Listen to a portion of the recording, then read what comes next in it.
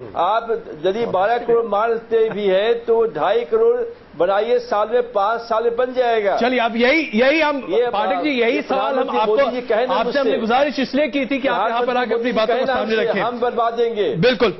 आप गौड़ा जी, 10 साल आपकी सरकार रही, 12 करोड़ शौचालय चाहिए। अगर हम एनके सिंह साहब के आंकड़े को लेकर चलें, आप मुहैया नहीं करा पाए। अगर मोदी सरकार इसको मुहैया कराने की कोशिश कर रही है और आगे बढ़ती है तो वहां भी आप शक करेंगे?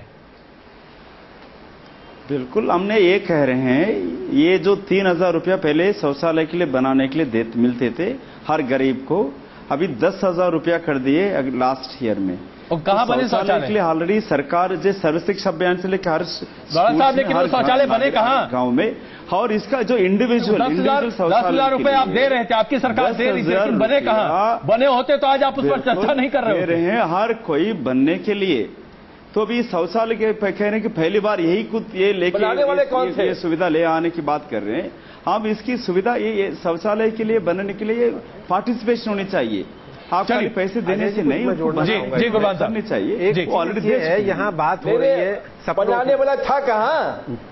तो अभी ऑडियंस की तरफ से भी कहा गया कि सपने देखे रुपए जो है आप जो दिया, पाठक साहब बनाने वाला कहाँ था उसमें? पाठक साहब बस 1 मिनट, वापस आ रहे हैं आप प्लीज। मैं ये कर रहा हूँ कि पंजाब के एक युवा कवि हुए जो आतंकवादियों के हाथ मारे गए, पाश, उनका एक कथन है कि बहुत खतरनाक होता है सपनों का मर जाना। तो जो सपने दिखाए जा रहे हैं वो उनको कितना व्यावहारिक रूप से आप ढाल पाएंगे? अभी बात शौचालय की हो रही है। आपको मालूम है कि जिस घर में शौचालय बन जाता है वो आदमी गरीबी की रेखा से बाहर कर दिया जाता है, कि वो उसकी गरीबी दूर हो गई है। एक बड़ा कारण है खुले में शौच में जाने का ये भी, और कि अगर उसने शौचालय बनवा लिया तो उसको वो सुविधा नहीं मिलेगी। दूसरी चीज ये है कि जो मनमोहन सिंह ने एजेंडा सेट किया है 91 से ऑनवर्ड, वो कोई सरकार उसको बदलने की जरूरत नहीं कर सकती।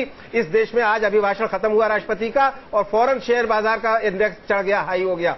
किसी को इस बात की चिंता नहीं है। जो 80% जनता 2 जून की रोटी के लिए तरस रही है, उसको तो कोई रोटी देने वाला है नहीं। और बात हो रही है कि शौचालय बना करके देंगे, 2 जून की रोटी और पीने का पानी दे दीजिए महाराज, यही बहुत बड़ी बात होगी। मेघवाल साहब,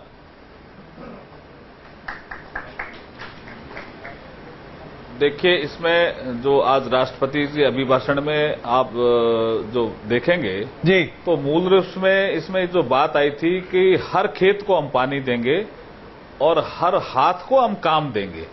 अब जब हर खेत को हम पानी देंगे, इसका मतलब हम सिंचाई के लिए बहुत बड़ी परियोजना लेकर के आने वाले हैं। और जिस दिन इरिगेशन फैसिलिटी बढ़ जाएगी तो एग्रीकल्चर में एक तरह से क्रांति आ जाएगी।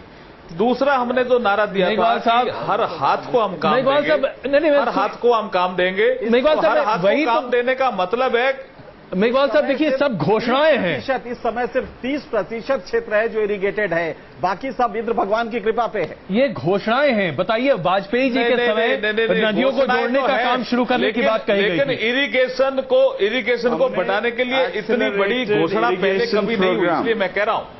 और दूसरा जो अकाउंटेबिलिटी है उसको हम इतना मजबूत करना चाहते हैं, एक्सेलरेटेड इरिगेशन प्रोग्राम इसलिए सपने नहीं रहेंगे, ये सपने साकार होंगे, मैं ये कह रहा हूं। अच्छा दिनेश, मैं आप इस पूरे मामले पर हम लोग एक ही सवाल जानना चाहते हैं, कैसे? सुनिए, ऐसा है, अब समय समाप्त हो रहा लगता है हमको। जी जी, ऐसा है पाठक जी, एक मिनट प्लीज, हम आ रहे हैं आपके पास। Pathak ji please, 1 minute please. Dinesh ji, हम लोग सब इसी बात पर चर्चा कर रहे हैं, कैसे? अभी तक तो इसका जवाब पिछले 40-45 मिनट में हमें नहीं मिल पाया। क्या आपको कोई रास्ता दिख रहा है? कोई कैसे?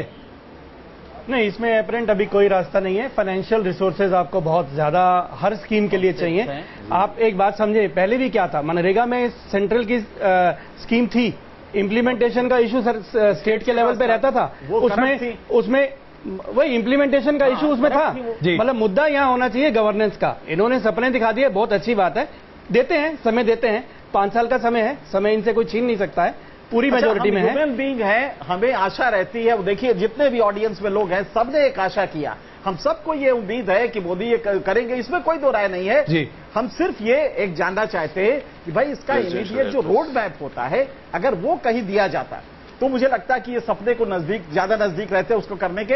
हम ये नहीं कह रहे कि नरेंद्र मोदी के अलावा संभव है ये जी। अगर सिर्फ फाइनेंशियल रिसोर्सेज की बात करें तो फाइनेंशियल रिसोर्सेज की इस समय कोई कमी नहीं है जी। चाइना की स्थिति आज से 20 साल पहले वही थी जो आज हमारी स्थिति है।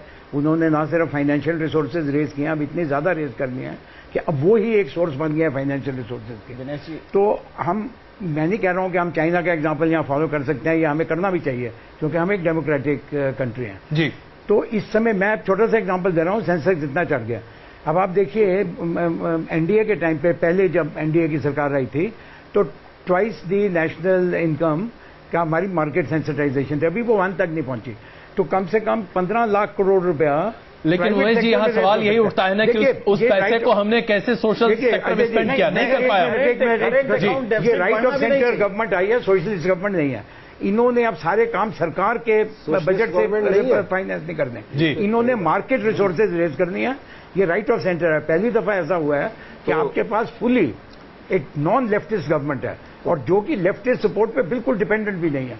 तो इनके जो रास्ते होंगे, लेकिन बुनियादी चीज आज भी वही है। 35 करोड़ लोग बिना खाना खाए आज भी सो रहे हैं। राकेश जी, मैं आखिरी टिप्पणी आपसे चाहूंगा। 35 करोड़ लोग आज भी हमारे देश में बिना खाना खाए सुबह या शाम 2 जून का खाना खाए सोते हैं। क्या मोदी सरकार कम से कम इन 35 करोड़ लोगों के मुंह में निवाला पहुंचा सकती है? बिल्कुल सही कहा। देखिए राष्ट्रपति का जो अभिभाषण है वो सरकार की प्राथमिकताएं हैं, और सरकार ने अपनी प्राथमिकताएं में सबसे अधिक गरीबी पर जोर दिया है। और मुझे जो लगता है, यह सरकार अपने आत्मविश्वास से, सिर्फ आत्मविश्वास से नहीं, यहाँ के संसाधनों का ऑप्टिमम यूज करके और यहाँ के लोगों में आत्मविश्वास फूंककर जो गवर्नमेंट और पीपल का एक जो ऑर्गेनिक रिलेशनशिप है, वह इस परिणाम तक पहुंचाने में सार्थक काम करेगा जी। और भारत देखिएगा, भारत जल्दी 5 साल में भारत और चीन के बीच जो तुलना होगी, भारत चीन से कहीं आगे दिखेगा। कल तक कांग्रेस ने आत्मविश्वास तोड़ा था, सरकार नाम की चीज नहीं थी। आज देश में पहली बार 10 साल के बाद पूरे विश्व को पता चल रहा है कि एक सरकार है, और अंतर्राष्ट्रीय क्षेत्र में भी आज सरकार दिखाई पड़ रही है। उसका सीधा प्रभाव हम सब देख रहे हैं। बिल्कुल, शायद आप भूल रहे हैं। मैं बस एक आखिरी टिप्पणी लूंगा मेघवाल जी आपसे। 35 करोड़ लोग आज भी हिंदुस्तान में 2 जून का खाना नहीं खाते हैं, भूखे सोते हैं। क्या 1 साल बाद जो रिपोर्ट कार्ड आपकी सरकार पेश करेगी, उसमें यह 35 करोड़ लोगों को कम से कम दिन में 1 बार खाना मिलेगा? क्या इतना आप एश्योरेंस दे सकते हैं नेशनल टीवी पर? ऐसा है देखिए, ये देख लीजिए कि एक तरफ गेहूं सड़ते हुए टीवी पर दिखाया जाता है। बिल्कुल, यही पाठक जी, यही सवाल हमने मेघवाल जी के सामने रखा है। मेघवाल जी, मेघवाल जी, 10 करोड़ टन सड़ गया पिछले साल। मेघवाल जी, आप तक हमारी आवाज आ रही है? बिल्कुल, सरकार जो जितनी वादे किए हैं उनको सबका पूरा करेगी। और जो आपने स्पेसिफिक प्रश्न किया है जी कि 35 करोड़ लोग आज भी देश में बिना खाना खाए सोते हैं जी, उन सबका ख्याल सरकार करेगी। अगले साल जब हम रिपोर्ट कार्ड पेश करेंगे जी, इस संख्या में बहुत कमी आएगी, मैं ये वादा करता हूं। चलिए, हम इसी वादे के साथ कम से कम इस शो को खत्म करना चाहेंगे। बहुत धन्यवाद आप सबों का चर्चा में शामिल होने के लिए। उम्मीदें बहुत हैं, हालांकि इस उम्मीद का बोझ उससे कहीं ज्यादा होगा नरेंद्र मोदी के कंधों पर, जो देश के प्रधानमंत्री हैं। आप सबों का बहुत धन्यवाद चर्चा में शामिल होने के लिए। वापस आते हैं और खबरों के साथ।